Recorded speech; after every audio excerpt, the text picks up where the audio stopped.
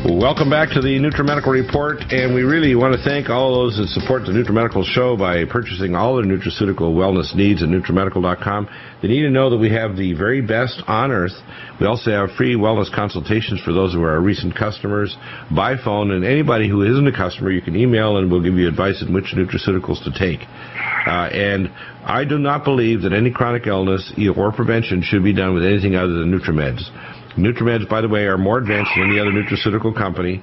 I searched around the world and need a custom design and more private label from the top doctors on the planet.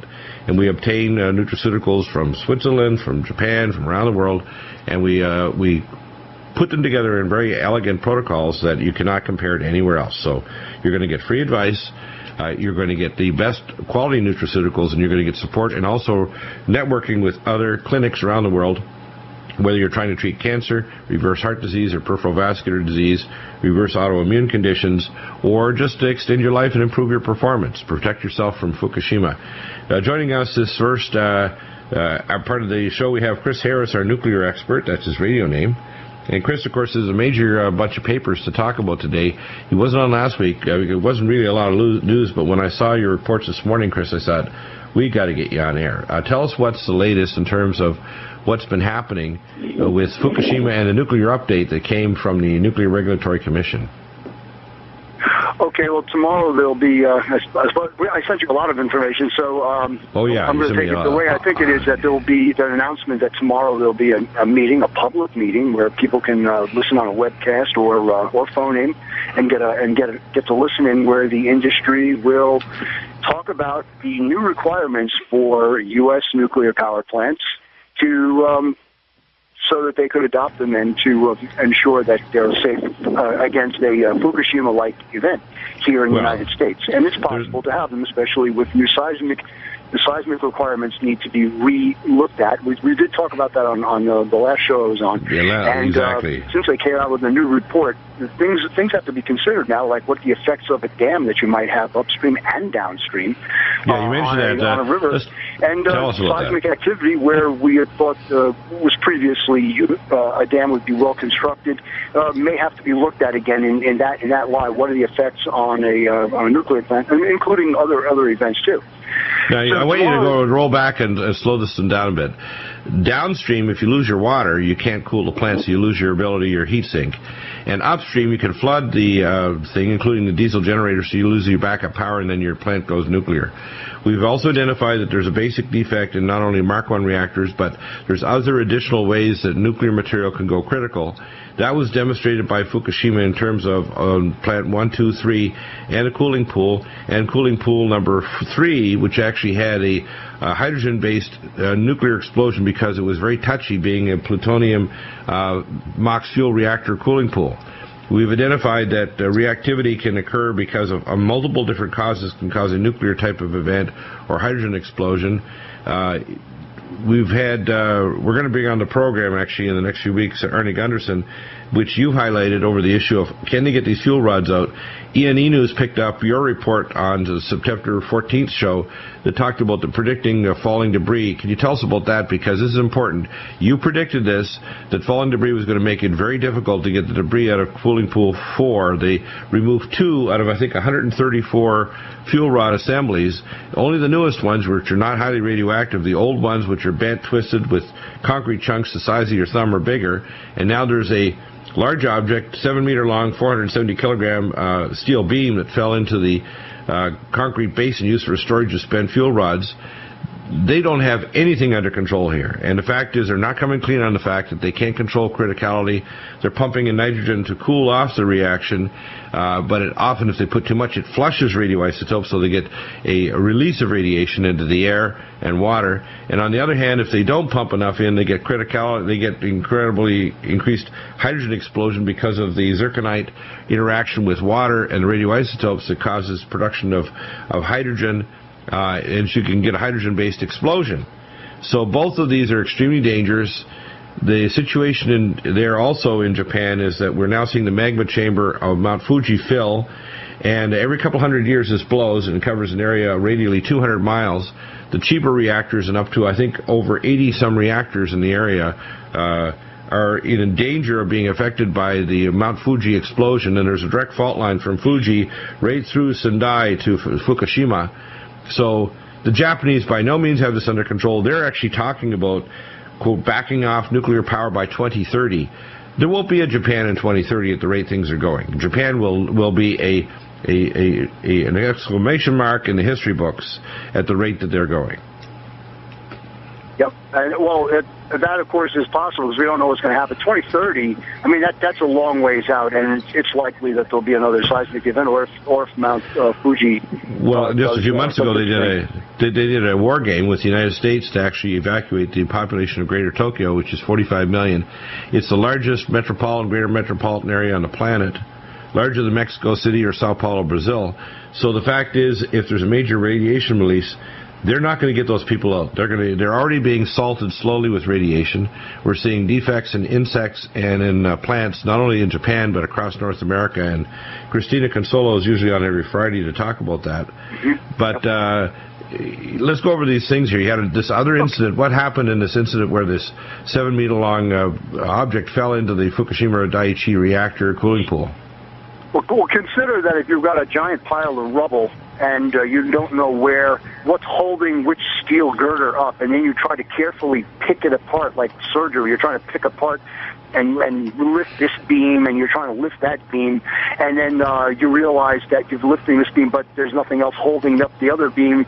So everything, you've all played the game, perhaps Jenga. I liken it to that. Oh, yeah. The kids' game, Jenga, where you pull one thing and the whole thing falls down. You're trying to do Jenga where it doesn't fall down. That's right. And, in Jenga, of course, it's a parlor game, and everybody has a good laugh at it when you collapse the tower. But here, the stakes are a little higher. And what happens is, I would just estimated the beam, from my knowledge of structural engineering and such, that beam was probably around the area of 30 pounds per foot, and then it was like a 25-foot beam. We're talking hundreds, over 1,000 pounds of weight going down. It almost looked like it plunged in, and this video is posted on your website. If you look at it, it looks like it was plunged down end first. So whatever's underneath it has gotten, several hundred pounds plus 30 feet, because that's how deep it is, of travel. It's picking up speed as it's going down the water. It doesn't float. It's a steel beam, and it impinged on whatever it impinged on down below it. If it didn't hit the fuel racks with the assemblies, I might be very surprised. And if it didn't hit that, it certainly hit the floor, and it could have punctured the floor. Now, my other thing too, this video did show that it caught it. And everybody was going, "Oh my God, look at that!" But I am certain that this has been happening all along. They just happened to have caught this one on video. Yeah. Now, you also have sent us a link, which we're going to post up, of the NRC is going to have this literally webcast. That'll be tomorrow, and you've even given the phone number and the passcode. This is implementing near-term task force recommendation 2.1 flooding hazard reevaluations related to Fukushima Daiichi nuclear plant. This is for America now. The fact is, we have extreme weather that they haven't compensated for, station blackouts, these new possible breakdowns in plant integrity in terms of containment, and the danger now of the new earthquake zone maps that have come out that indicated that up to 75% of our nuclear reactors are within the strike zone of an earthquake. This is not good news. And you mentioned a comment by the new director after Jasko was fired because he set up tough rules. Mention her name and what she actually said about Fukushima and the openness of TEPCO. Alison McFarlane did commend in this one. I sent you that information, the openness of Japan. And, the transparency of the words. And I thought, I looked at that and said, wait a minute, you're talking about the same group of people? The ones that we're still not being able to get FOIAs out of. We just got a release just a couple of weeks ago. It must be in a parallel dimension. Yeah, parallel dimension. It's not in this reality, it's in a different one, but she's talking about a parallel dimension where TEPCO is actually doing what they should do in collaboration with other nations to stop this disaster. Back in a moment with Chris Harris.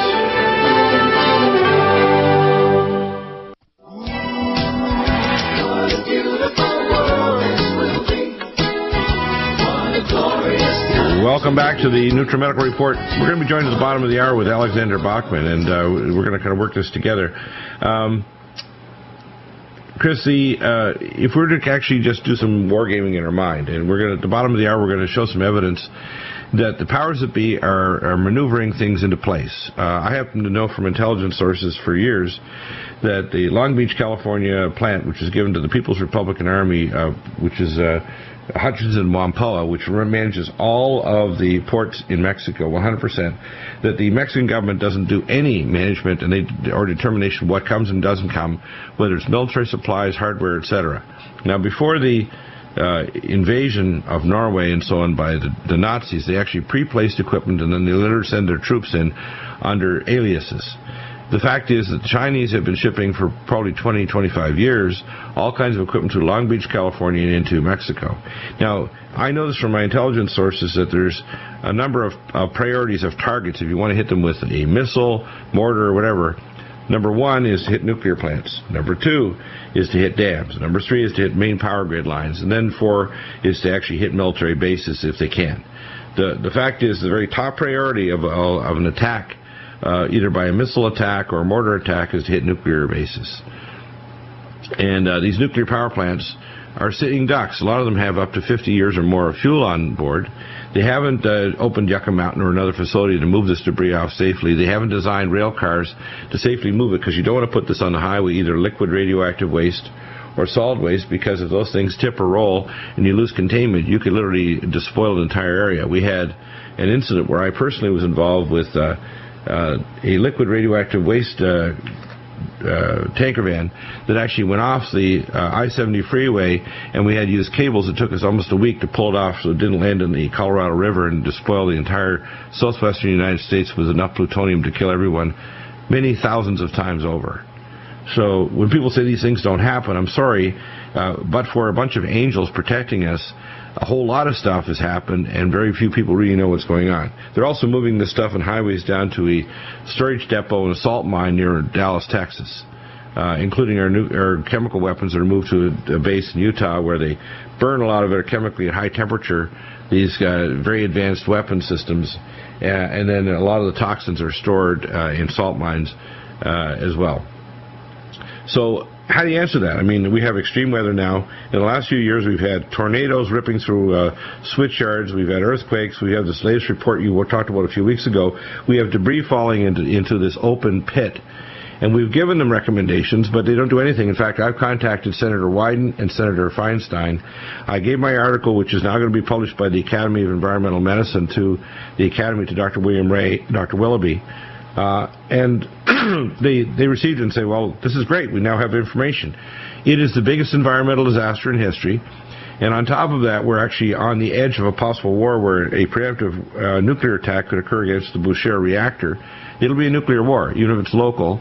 That radiation from Bushehr could be literally hundreds of times more immediate radiation pulse than came from Chernobyl, added to the constant open wound of Fukushima, and the danger that our nuclear reactors here are not at all safe. A lot of them are aging. They haven't been upgrading technology. We've now realized that some of the technology, like the Mark I reactors, basically are dangerous. The wet well and the cooling pool and the hydrogen containment and all these other factors that you've talked about. And now, of course, we have this falling debris, which they can't control to stop this. Nobody's put a air containment with spider silk Kevlar tents over it, because you can't put a sarcophagus of concrete. No one's built a corium catcher underneath the reactor. No one's built a seawall in the containment area to convert liquid to solid radioactive waste. So they're dumping, as of a month ago, they had the 61st major release of radiation purposeful by TEPCO and the Japanese managers of the GE reactors. This is nuts. And we have no response. I can't get any response from these damn senators. They're aggravating me. It's like, excuse me, all I've been doing is asking good questions. My article has been accepted by the Academy. How come I can't get a response from our so-called representatives? Why do we not get a response? Well, you know, that's a hard question to answer. Why they owe you a response, but they owe us a response for certain. And well, the thing is, somebody like me actually. When I came back after I did a little tour with the Prophecy Club under Reserve Admiral John Hughes, I went away for I think it was about a week. 2 weeks. I went away for 2 weeks. I took my vacation, went away with the Prophecy Club. I come back and I got fired, and I realized that I knew about what was going on at Rocky Flats because a liquid radioactive waste was heading toward the North Platte River, and it's still on its way, by the way. It's crawling across the interface between the clay and the granite underburden toward the North Platte River because they don't have containment of Rocky Flats nuclear radioactive plutonium-laced waste. Now, the problem is if you're a whistleblower like me and you've actually been involved in court, most of the time you either end up dead or fired or you die of the stress of trying to deal with these maniacs because they're ruthless. Well, guess what? I'm fearless but not careless. And the problem is that I'm not going to give up on trying to get the truth out about the fact that we have dangerous nuclear reactor policies in America, and if you want to have nuclear in your future, you need to unveil technology like nuclear fusion technology, tokamak reactors. We need to talk about pebble bed reactors. By the way, Arnie Gunderson's staff feels that thorium reactors are extremely dangerous. They're not safe either. All of these old nuclear plants need to be upgraded if we want to use them at all, and it's going to cost a lot of money. None of these plants, by the way, operate in the blue. They always operate in the red, and we have to understand what the future is. If we keep killing the ocean benthic layer that supplies the world's oxygen, if we keep on plowing down the forests in Brazil and elsewhere around the world that generate the world's oxygen, the oxygen-carbon cycle gets choked off. And if we're heading into an ice age, which is going to cover a good part of the northern latitudes with snow and ice, you're not going to have as much ability to convert the CO2 that we're generating or volcanoes are generating, which is increasing, back into oxygen. So oxygen concentrations worldwide will drop. Ozone layers will thin along with a magnetic field decrease, and we're going to end up with a massive die-off of the plants on Earth caused by these interactive factors. And no one's talking about this. No one's talking about the fact that we're heading into a climate change that's going to be an extinction level event, and yet nuclear could be part of our future if it was done safely, but it's not. It's not being done safely at all, and it's very dangerous, and all the nuclear plants as they are now, they just want to whitewash it. McFarland's saying TEPCO's doing a good job. Sorry, to me that's a form of criminal abuse of the public. In fact, I think there needs to be a new type of criminal activity where you have a public official or a government or a corporate official that says something like this that puts the public in danger. They need to go to jail. Let me make you angry. McFarland did say, I think it was last week or the week before, in Vienna, addressing the IAEA, that other nations need to protect their whistleblowers like ours are here. And I don't see that whistleblowers in this country are protected. They're not protected at all. I talked to one of my neighbors who actually got fired, who was one of the senior engineers at the San Onofre reactor 12 miles away. He was fired because he was a whistleblower, and there were all kinds of whistleblowers that got fired. There were so many people inside the plant that were trying to whistleblow, and they would get fired or put in dangerous positions.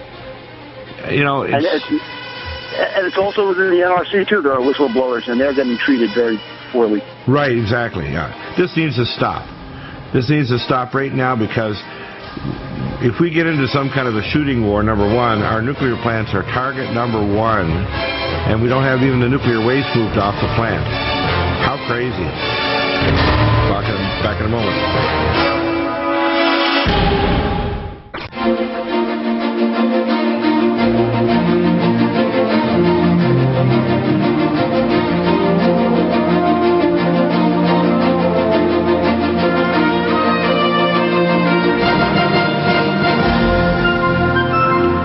Welcome back to the NutriMedical Report, and we're going to have a update from Alexander Bachman. Alexander, I think you're on the John Moore Show today on Republic Radio, which is 7 to 9 a.m. Central Time, Monday to Friday.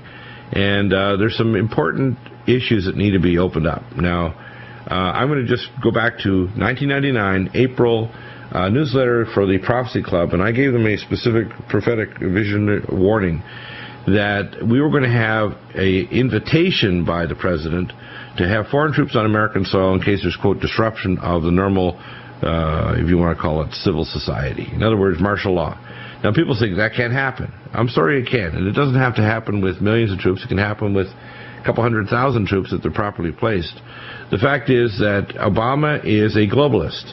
Obama is an apologist for the for Sunni Islam. He is totally a bankster boy. He is collaborating with the globalizing America and turning it into a socialist, literally dependent police state.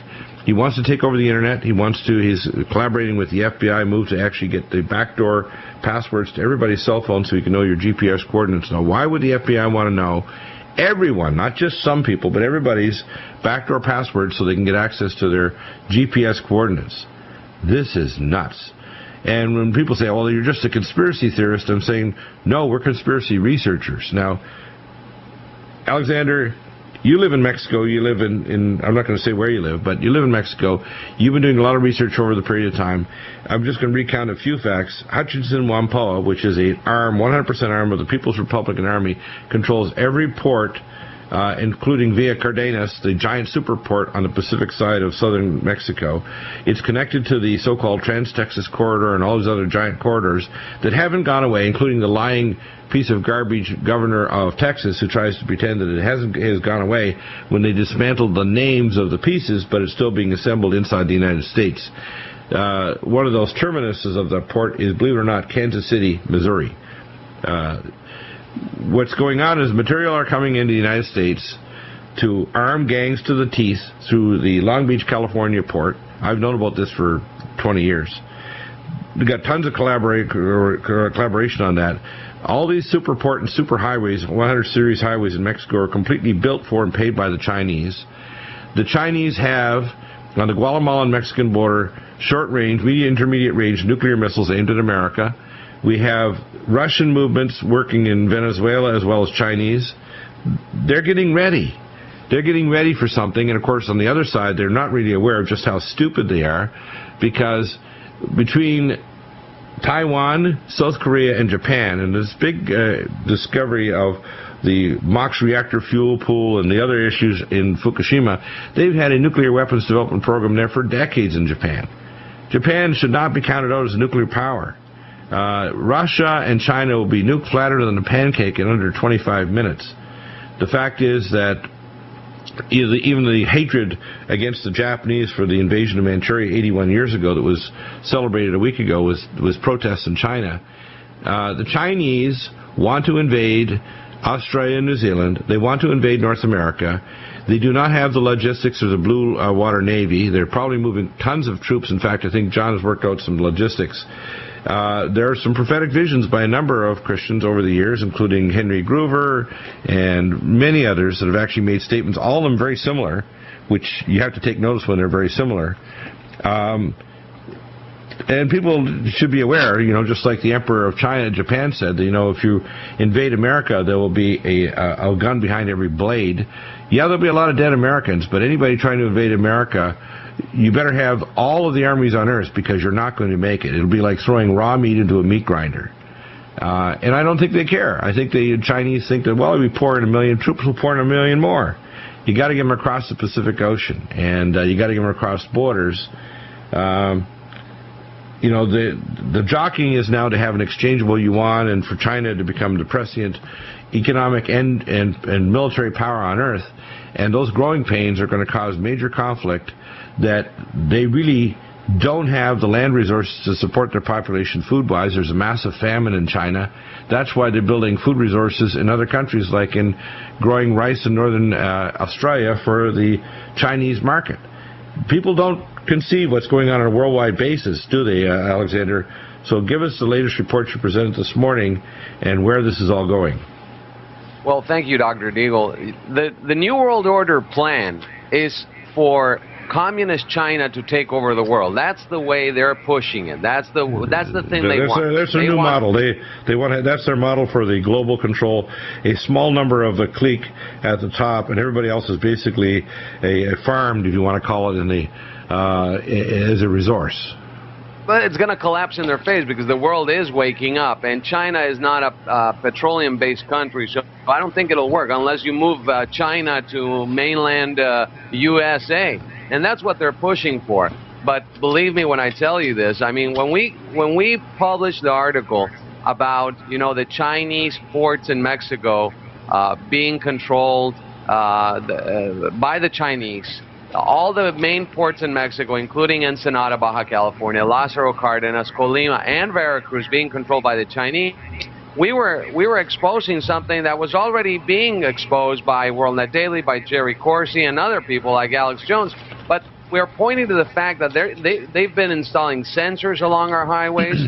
The Chinese have invested a great amount of money, as you stated, into these highway systems. Well, just by the way, these highways are designed to take tanks. They're not just designed to take heavy truck traffic. They're designed to take heavy tanks. And they're also designed actually with lengths of them to be actually able to be used as airports to land heavy aircraft as well. They're not designed just to deal with heavy traffic. These are way over-designed. Yeah, these are pre-collated concrete designs, so that means they can take tons and tons and tons and take the beating and keep on ticking. And right. You know, they've been planning this for a while, and the thing that really got me is when I got confirmation from this report that was published in a forum on the internet over there at what is it? Godlike Productions. Godlike Productions, thank you, where they mention that this family member of this Australian citizen, that his brother works at the Defense Signals Directorate over there at Pine Gap, and we know Pine Gap is behind the Echelon system with the UK and the US in scanning and recording all satellite telephone transmissions around the world. But the thing that got me is that they got to talking about the Chinese bases in Mexico. And this guy spilled the entire operation. There's at least 12 Chinese bases in northern Mexico right now. They're not manned to the teeth, but they are operating, and they are bringing in armored vehicles, and they are supplying these bases in case of an invasion, a manned invasion of the United States. So they've already been preparing for years now. And it turns out that the corruption has gone so far, Dr. Deagle, that they even corrupted the Mexican president, the cartels, and everybody that wants some money. And they promised the Mexican government that they would hand over Texas and New Mexico and Arizona. California was not mentioned, but we know for a fact that the Russians were here trying to negotiate the entire peninsula of Baja California to the Russians in order to let them or allow them to come in and do a full-scale communist invasion of the United States. So whatever it is, it's real, and this is being confirmed by elements inside the CIA and the NSA, and they know, and they've known this for a long time now. What the globalists are doing by triggering this event in the Middle East is they've war-gamed us all out, and they realize in 2022, 10 years from now, war-gaming it out, America would lose. So the globalists have made a decision that they want to start the war sooner rather than later. Now, people need to understand when we look at both of these so-called presidential candidates for the selection, I call it, and when you actually listen to them, they sound like they're very different. But we actually look at their policies and what they've done, they're so similar it's crazy. With both Obama and Romney. When we come back, we'll talk about this and about the very serious threats about what's transpiring and what's likely to happen as we move toward a peace treaty probably in the next year after the election. Back in a moment.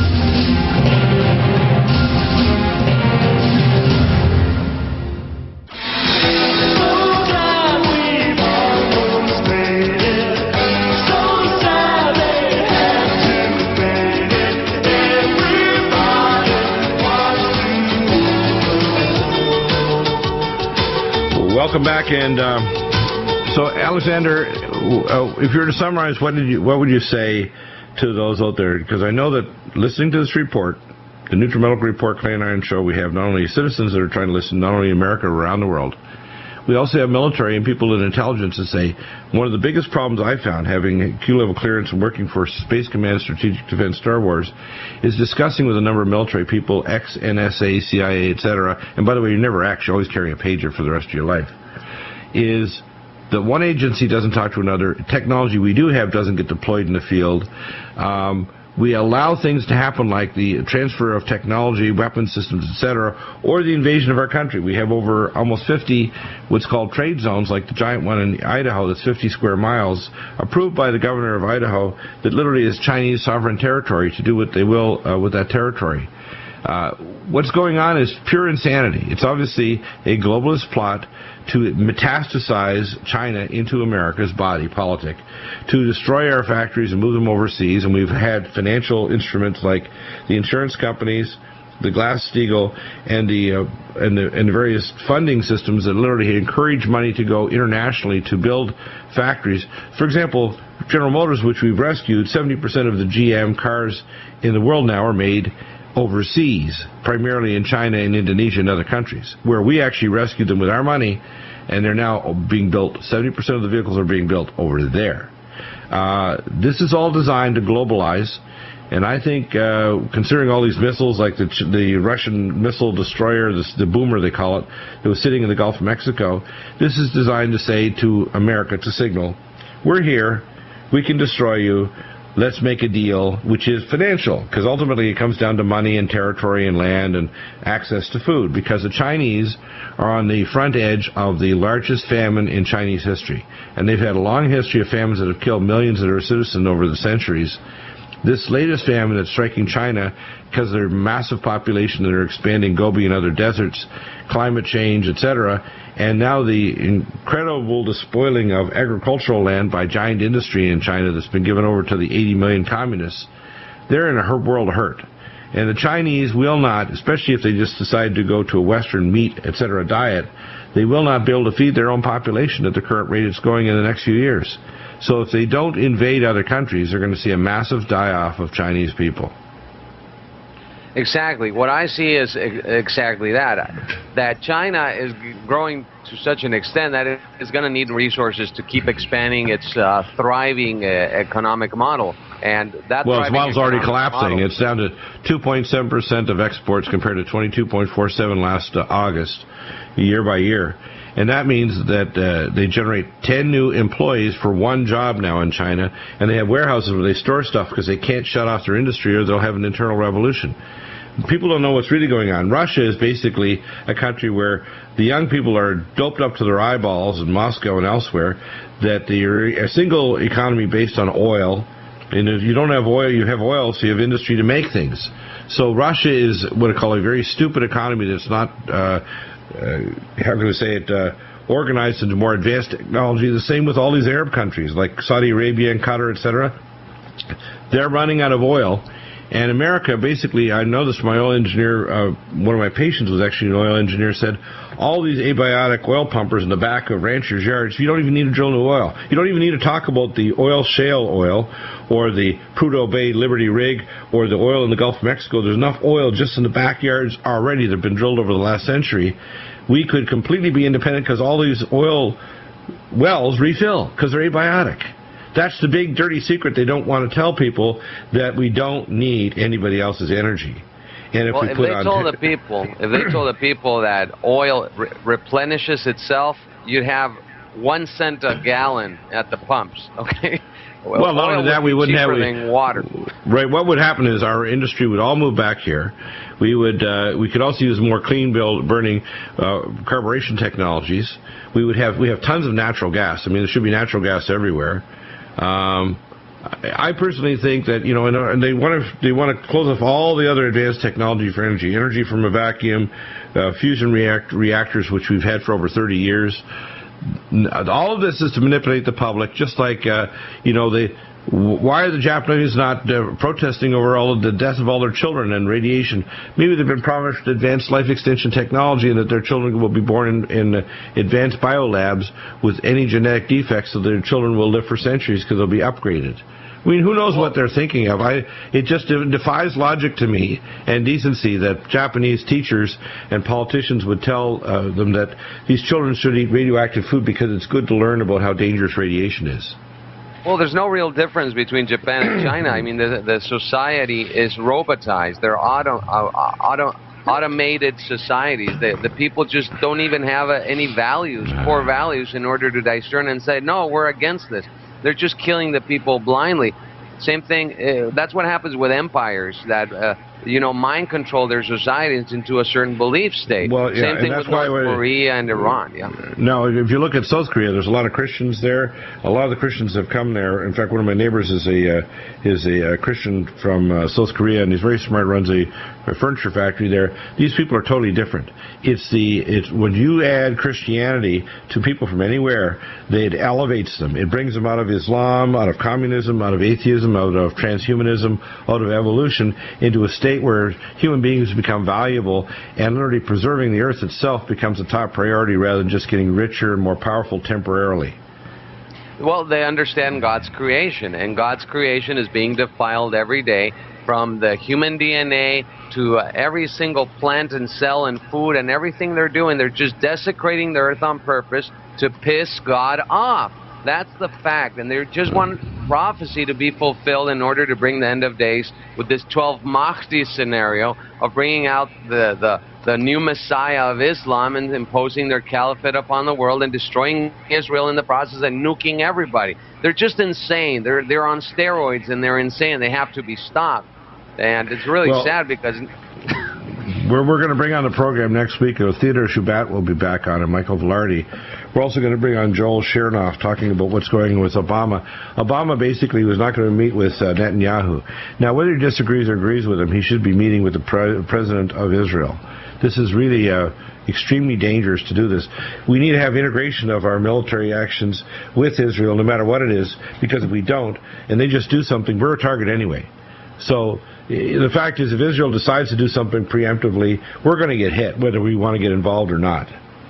Well, the Israeli lobby in the United States, the senators announced on Fox News, this weekend, we will attack Iran if Obama wants it or not. We will defend Israel. Well, first off, I got a little twist on that. First off, you have to analyze it rather just emotionally.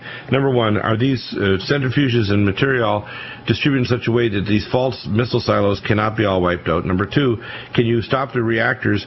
Can you then put people on the ground like special forces to make sure you remove these weapons, just like the VX nerve gas and RDX in Syria, the advanced weapons moved by Saddam and the Russians, by the way. The Russians were the primary ones moving this, because what we're dealing with here with Syria and Iran is a proxy war with Russia. That's it. I mean, we don't want to face that reality. We're actually in a proxy war with now the former Soviet Union, which I believe never went away. And also it's a collaboration with China. China got the lion's share of the oil refining capacity out of Iraq. The China Oil Company came out of Gulf War II. They're now the fifth largest oil refining company on the planet, and they didn't exist before because China has no oil resources. I understand, but Iran right now is threatening with a preemptive strike against Israel right now, and Israel has to respond accordingly. Oh, yeah. Then the way they would need to respond, though, I think they need a combination of not just thinking that they're just going to bomb. They have to put special forces on the ground. And I think that sooner rather than later makes more sense to me.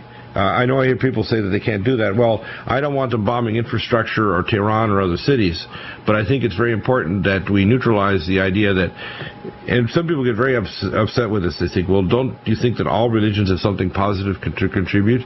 Not. The fact is, the only religion that actually sets man back in its proper position with God is Christianity. And Islam is the most dangerous of all religions. If you go to an airport, are you going to have a Buddhist or a Hindu say they're going to blow themselves up in a plane and kill you, or go to a train station? No. Well, the Ayatollah said today that Jesus is an illegitimate child, so... Boy. That was today, right? Yeah, today. Not good. I think that we have a very weak president in Obama, and if we don't have some strengths of operations going through this minefield where Russian submarines are in the Gulf of Mexico and the Mexicans are collaborating with the Chinese and Russians in Venezuela, things are going to get very nasty in the future if we don't face the fact that we have the power now to take care of the situation. If we let it go too far, we're going to be captured and crushed.